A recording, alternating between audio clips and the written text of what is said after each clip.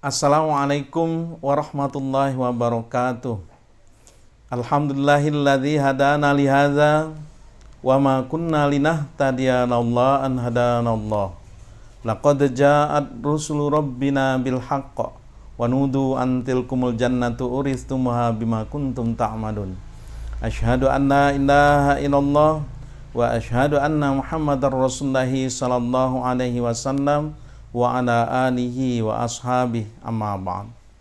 Sahabat di mana saja berada, pada kesempatan ini saya akan menjelaskan tentang pentingnya menuntut ilmu. Sebagaimana firman Allah di dalam Al-Quran, yarfa'illahu alladhina amanu walladhina utul ilma darajat. Allah akan mengangkat derajat orang-orang yang beriman dan orang-orang yang diberi ilmu.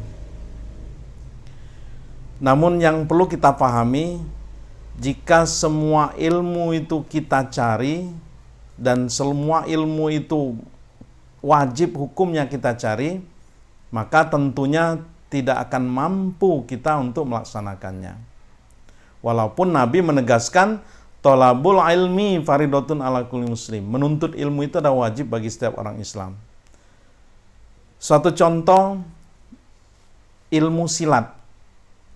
Ada Cikaret, ada Cimande, ada Tapak Suci, ada Budi Suci. Namanya saja kita tidak hafal. Apalagi mempraktekkan ilmunya. Ilmu tentang bercocok tanam misalnya. Ada cara pemupukan, cara pembibitan, cara pemeliharaan, dan lain sebagainya. Ilmu matematika, ya, itu ada ilmu matematika tingkat TK, SD, SMP, SMA, perguruan tinggi. Ya, mungkin ada juga matematika untuk lansia. Ya. Biasanya dipergunakan untuk ngitung uang, biasanya matematikanya begitu. Sehingga disimpulkan kalau semua ilmu itu hukumnya wajib, maka kita tidak mampu melaksanakannya. Bahkan kita tidak akan pernah berbahagia di dunia ini, saking sibuknya kita mencari ilmu. Oleh karenanya Rasulullah SAW membatasi, al-ilmu salasatun, famasiwa dzalika fahuwa fadlun. Ayatun muhkam, au sunatun qaimah, au faridatun adilah.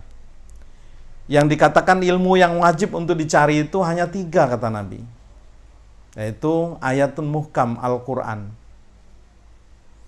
Yang kedua sunatun qaimah, sunnah yang tegak. Dan yang ketiga ilmu pembagian waris yang adil. Al-Quran itu terdiri dari 3 bagian besar, yaitu perintah, larangan, dan cerita. Kemudian sunnah yang tegak, yang dimaksud oleh Nabi di sini adalah ucapan Nabi, perbuatan Nabi, cita-cita Nabi, dan pernyataan Nabi. Ya. Jadi ketika Nabi bersabda, Nabi berbicara, maka itu menjadi sunnah. Ketika Nabi beramal, melakukan sesuatu, itu juga sunnah. Ketika Nabi bercita-cita tentang sesuatu, boleh jadi Nabi tidak melaksanakannya, tapi umatnya bisa melaksanakan cita-cita Nabi itu, dan itu menjadi sunnah yang tegak.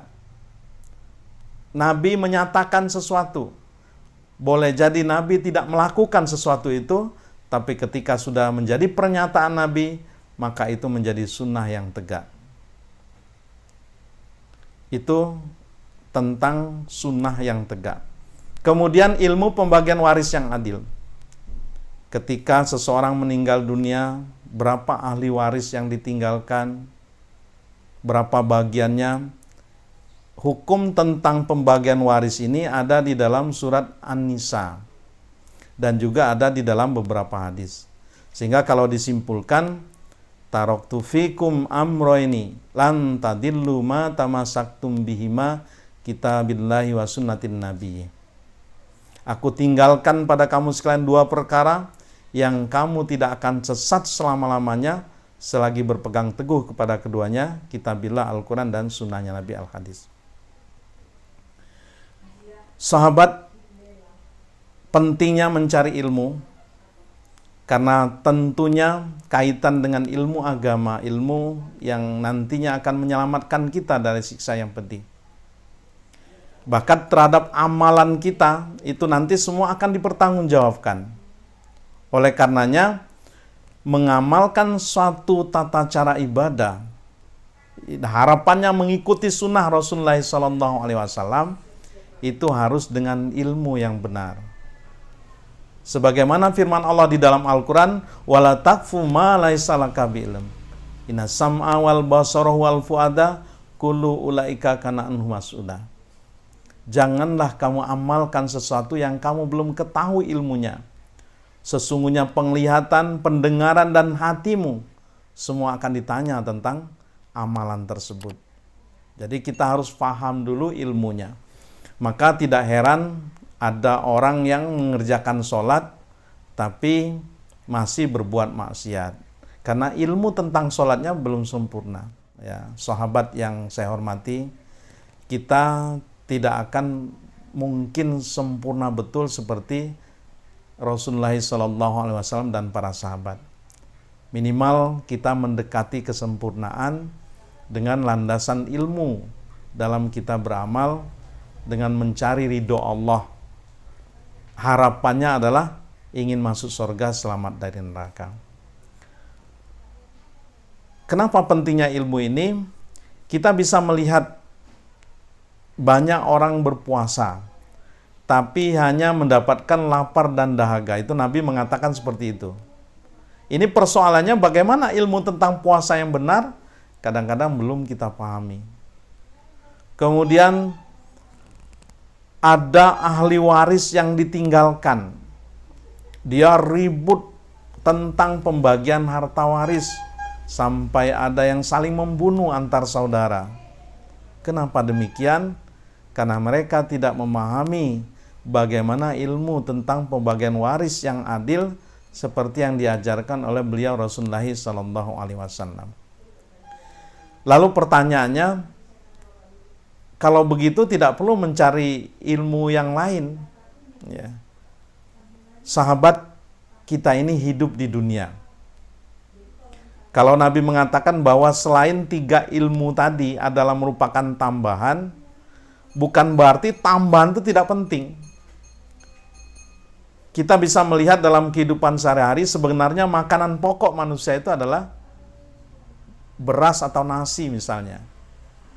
Kemudian ada makanan tambahan.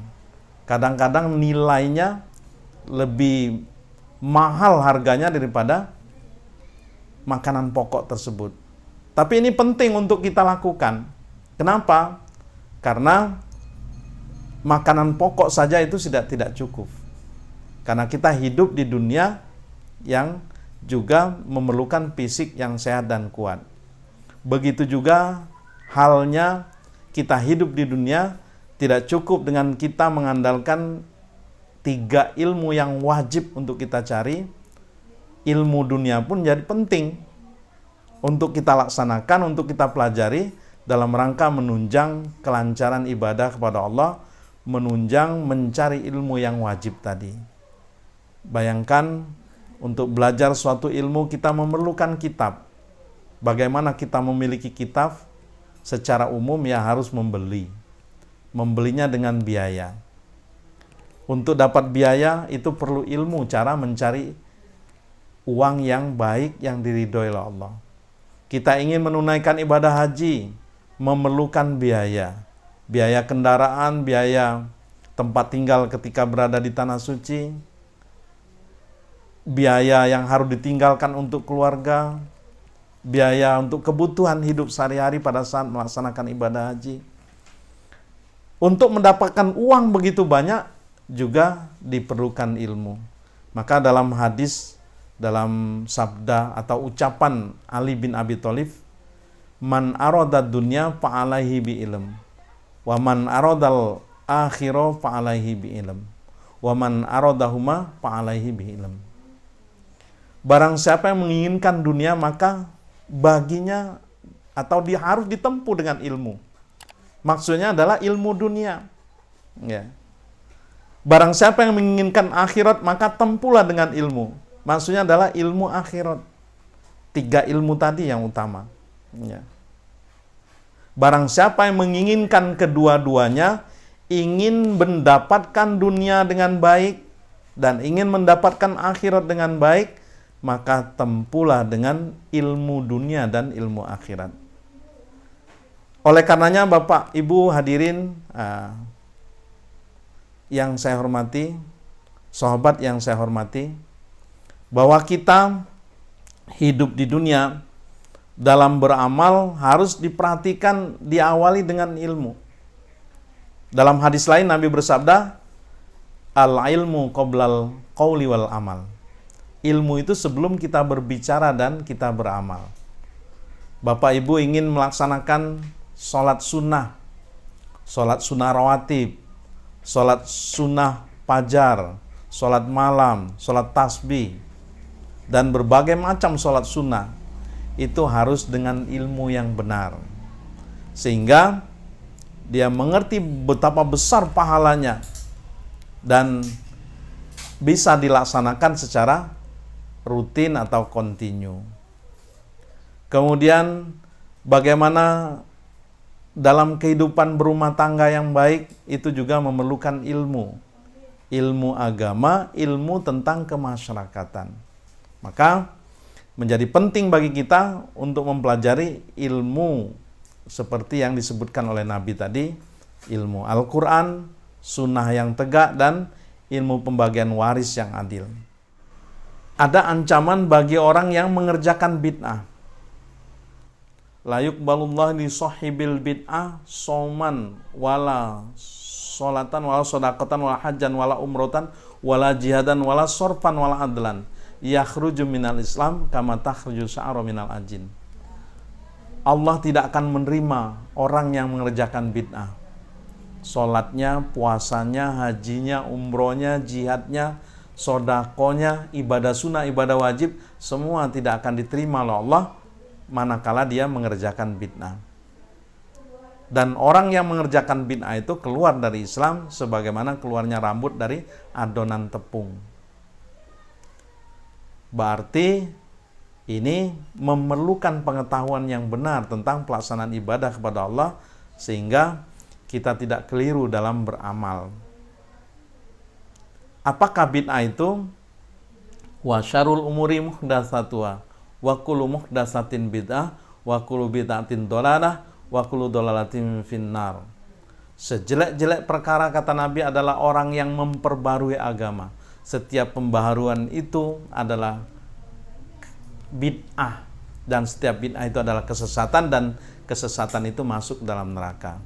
Jadi pengertian bid'ah itu adalah merubah ketentuan agama, ketentuan Rasulullah SAW yang sifatnya sudah baku. Karena ibadah itu ada dua macam, ada yang mahdo dan ada yang ghairu mahdo.